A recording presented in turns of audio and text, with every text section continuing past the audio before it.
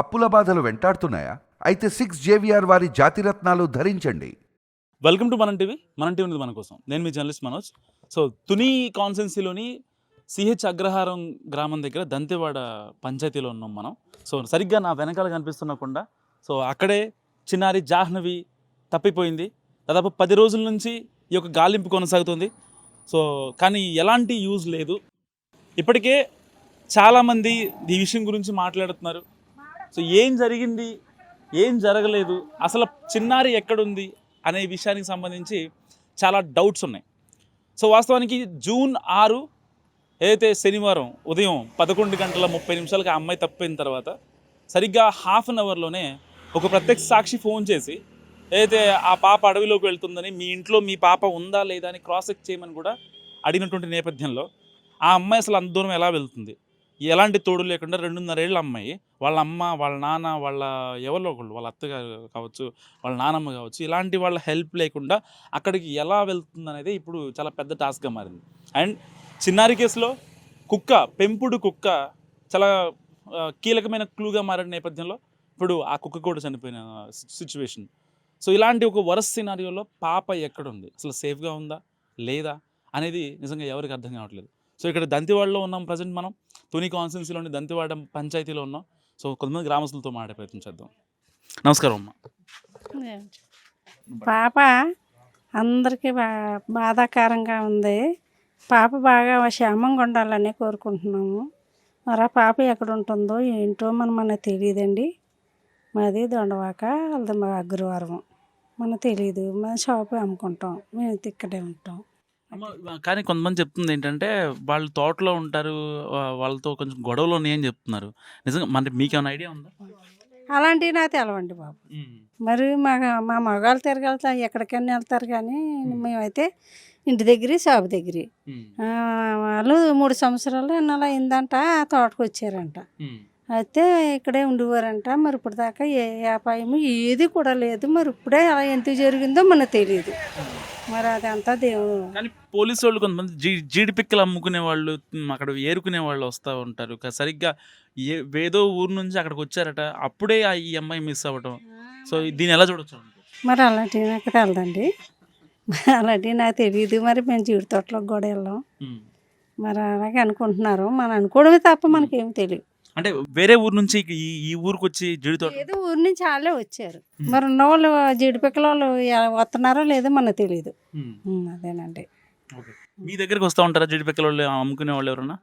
ఏదో ఇతనే తెచ్చారు, కానీ ఎవరో తయారంతనా బాగా. అంటే మీ దగ్గరికి వేరే ఊరు వాళ్ళు వచ్చి అమ్మటం వేరే ఊరు వాళ్ళు రారు. మన చెట్టుకి మన షాప్ దగ్గరికి మాత్రం ఎవరూ రారండి.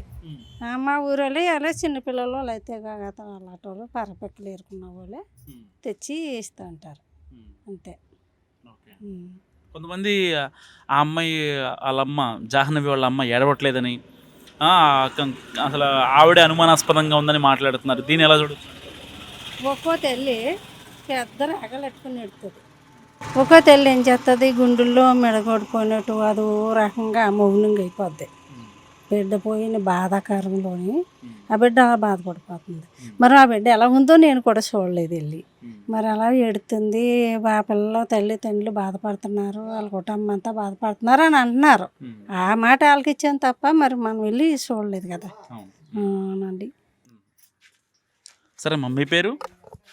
నారాయణమ్మ అండి. నారాయణమ్మ. సో ఆ చిన్న పాప చాలా నుంచి మిస్ అవుతుంది. ఏమండి మరి మిస్ అవ్వింది అంటున్నారు, తెలియలేదు. ఎంతమంది ఎతుకుతున్నారంటే మరి దొరకలేదండి.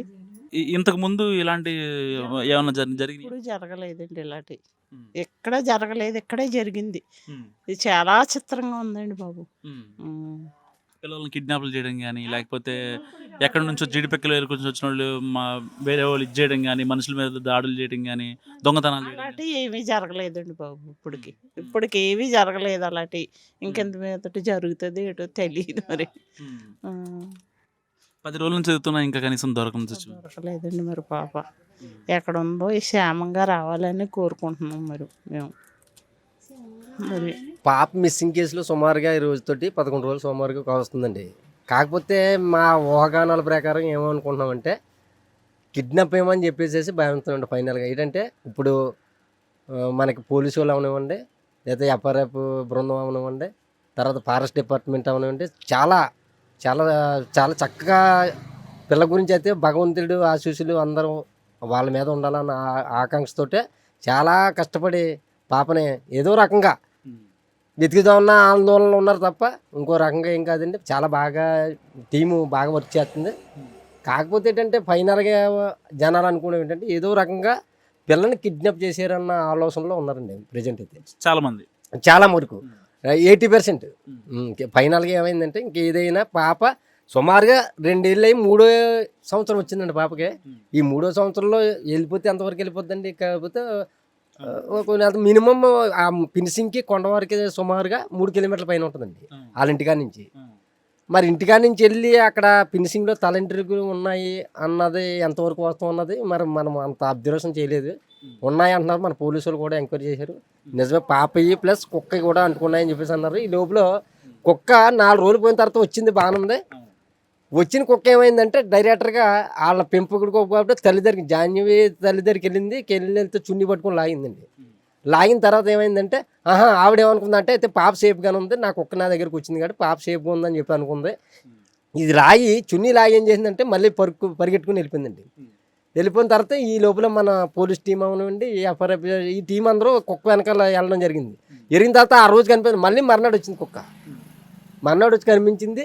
ఈ లోపల ఏదో దానికి అటాచ్డ్ ఏదో చేసినట్టే సంథింగ్, దాని గురించి నాకు పూర్తిగా ఐడియా లేదు. ఈ మెడకి ఏదో పెట్టి ఫైనల్గా అదే GPS ఏదో పెట్టి పంపించారు. పంపించిన తర్వాత ఏమైందంటే ఫైనల్గా వెళ్ళింది, వచ్చిన తర్వాత వాళ్ళకి ఏమీ దాని గురించి ఏమీ అవగాహన రాలేదని చెప్పి అనుకున్న తర్వాత ఈ తింక్షాల్లో 1-2 గంటల్లో కుక్క చనిపోయింది అనమాట. సరిపోతే వీడియో ఏమనుకుంటుందంటే అయితే లెక్కనే పాప కూడా ఎక్కడో సేఫ్గా లేదు, ఇప్పుడు దాకా సేఫ్ ఉందనుకున్నాం కానీ ఇప్పుడు సేఫ్గా లేదు, ఈ చుట్టుపక్కల లేదు, బయటికి వెళ్ళిపోయింది, అక్కడ ఎవరో కిడ్నాప్ చేశారని చెప్పి తల్లిదండ్రులు ఆందోళన చెందిందండి ప్రజెంట్ ఫైనల్గా. ఏదంటే అవును కానీ ఒకవేళ కిడ్నాప్ అంటే ఇక్కడ ఊరోళ్ళు చేసే అవకాశం ఉంటుందా, బయట ఊరోళ్ళు చేసే? ఇక్కడ ఎవరు అటువంటి లేదు, నేను నా లోకల్లో అంటే. కాకపోతే ఇక్కడ ఈ చుట్టుపక్కల తుని ఇలాగా ఈ లోకల్లో తెలిసిన వాళ్ళు తప్ప బయట వాళ్ళు ఎవరు కూడా బయట వాళ్ళు చేసిన పని తప్ప ఈ లోకల్లో ఎవరు అంత ఇదిగా ఎవరికి తెలియదండి. కిడ్నాప్లు చేయడం ఏదో పొద్దున్న లేకడం అంత తినడం, ఏదో శైలికి వెళ్ళిపోవడం, లేకపోతే వ్యవసాయం పని చేసుకోవడం తప్ప కిడ్నాప్లు చేయడం ఇటువంటి ఏమి తెలియదండి, అసలు తెలియదండి. ఏదో పొద్దున్న లేసామా మన పని మనం చేసుకున్నామా, వచ్చామా, తిన్నామా. వాళ్ళు ఊరు బయట ఉంటారు కదా, సో ఊరికి వాళ్ళకి కమ్యూనికేషన్ అసలు ఆ ఊరు కాదండి వాళ్ళది, గొట్టువాడ అని చెప్పేసి అనకాపల్లి జిల్లా గొట్టువాడ అండి వాళ్ళది. అసలు వాళ్ళ బాబు వాళ్ళు వచ్చి సుమారుగా 5 సంవత్సరాల నుంచి వస్తున్నారండి ఆ రెడ్డి గారి కంపెనీలో. వాళ్ళ అబ్బాయి అండి అతను కూడా అరేంజ్ మ్యారేజ్ కాకుండా లవ్ మ్యారేజ్ చేసుకున్నాడు ఆ పాపని, ఈ కుర్రోడు, ఈ గణేష్ అన్న కుర్రోడు. అది చేసి 3 years ఎంత అవుతుందండి ఆ మ్యారేజ్ అయ్యి కూడా ఆ పాపని చేసుకున్న కుర్రోడు. ఈ లోపల ఆ కుర్రోడు కారు ఏదో కొనుక్కున్నాడటండి. ఈ కారు ఏం చేయడంటే అంటే వేరే వాళ్ళ దాంట్లో ఉంటూ మనం కారు చేస్తే మరి ఆ ఓనర్లు ఇబ్బంది పడతారని చెప్పేసి ఈ కుర్రోడు ఏం చేశాడంటే ఈ కారు మీలాంటి వాళ్ళకి ఎవరికో లీజుకి ఇచ్చాడండి. లీజుకి ఇస్తే మంత్లీ 25,000 20,000 మాట్లాడుకొని ఇచ్చిన తర్వాత ఏమైందంటే ఈ 25,000 20,000 ఇచ్చేటప్పుడు 2 నెలలు ఇవ్వడం మనిహారట. ఈ కుర్రోడు వెళ్ళి ఇద్దేటి సార్ మీరు ఏమో డబ్బులు ఇవ్వలేదు, నేనేమో దాని మీద ఏదో చేసుకోవాలని చెప్పి మీకు చెప్పిన కారు ఎందుకు ఇవ్వలేదు ఏంటంటే అలా కాదు అలా ఏదని చెప్పి కింద మీద డిస్కషన్ పడ్డారట. అది వాళ్ళ ద్వారా ఏదో అయ్యిందన్నట్టు కొంత ప్రూవ్ అవుతుందండి. వాళ్ళు ఏదో చేశారు అన్నట్టుగా. అంతకన్నా వాళ్ళకి కూడా మధ్యవర్తిగా దానివల్ల తప్ప వేరే రకమైన ఊళ్ళో లోకల్ గొడవలు గట్రా ఏం లేవంటున్నారు. అతని ద్వారానే గొడవ కింద మీద పడి గొడవ ఆడుకున్నారు, ఈ కారు సమస్య వచ్చింది అని చెప్పేసి అనుకున్నారండి. అది సో విన్నారు కదా, దంతెవాడ గ్రామస్తులు చెప్పేది ఏంటంటే ఇలాంటి సిచ్యువేషన్ గడిచిన వాళ్ళకి ఊహ తెలిసినప్పటి నుంచి లైవ్లో ఉన్న వాళ్ళు. సో ఇలాంటి సిచ్యువేషన్ గడిచిన 10 ఏళ్లలో అంటే చాలా పెద్దవాళ్ళు మాట్లాడుతున్నారు. సో ఎప్పుడు జరగలేదు, ఇదే ఫస్ట్ టైం అంటున్నారు. మరి ఒకసారి బాబాయ్తో మాట్లాడే ప్రయత్నం చేద్దాం. బాబాయ్, ఇక్కడ పాప తప్పైంది కదా, ఆ పాప గురించి ఏం చెప్తావు? అడుగు పాప తప్పైంది తెలుసా? పాప మంచిగా తిరిగి రావాలని చెప్పు, క్షేమంగా నోరు తిరగలేదు. నీకు తిరిగినట్టు చెప్పు, ఏం కాదు. చెప్పు. పాప క్షేమంగా తిరిగి రావాలని, మంచిగా ఉండాలి పాప. మా పాప క్షేమంగా తిరిగి రావమ్మా. సో గడిచిన 10 ఏళ్ళు కావచ్చు, 20 ఏళ్ళు కావచ్చు, సిహెచ్ అగ్రహారం కావచ్చు, ఇటు దంతెవాడ ప్రజానీకం కావచ్చు, ఇటు తుని కాన్స్టెన్సీ కావచ్చు, చాలా అంటే ఎలాంటి ఘర్షణలు కావచ్చు ఇలాంటివి ఎప్పుడు లేనటువంటి సిచ్యువేషన్. సరే అడపదడప జనరల్ ఎలక్షన్స్ వచ్చినప్పుడు ఆ పార్టీకి ఈ పార్టీకి చిన్న చిన్న గొడవలు కామన్.